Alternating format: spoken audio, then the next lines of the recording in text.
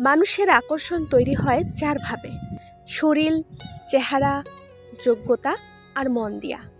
যেই আকর্ষণ শরীর বা যৌনতা থেকে তৈরি হয় তার স্থায়িত্ব সবচাইতে কম। বেশ কিছুদিন সেটা পাইলেই আর কোনো আকর্ষণই থাকেনি। এরপরেই হইল চেহারা।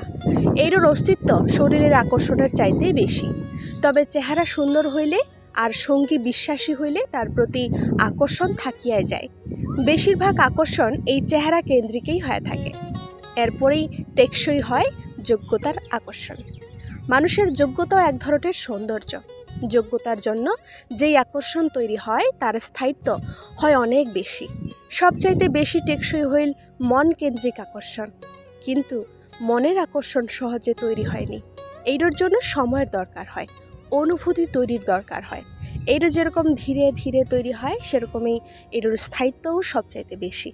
কিন্তু সব আকর্ষণই একসময় কমিয়া যায়, কেহ স্বীকার করুক বা না করুক, এটাই বাস্তবতা। তবে এর সাথে সাথে সময়ের প্রেক্ষিতে ব্যালেন্সও তৈরি হয়ে যায়।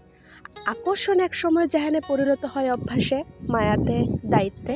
আর সেই অভ্যাসের কারণে, মায়ার কারণে, দায়িত্বের কারণে দুইজন মানুষ বাকি জীবনটা একসাথে পার করে দেয়। এই আকর্ষণ, অভ্যাস, মায়া, দায়িত্ব সবলাই মিলিয়ায় একসাথে ভালোবাসা।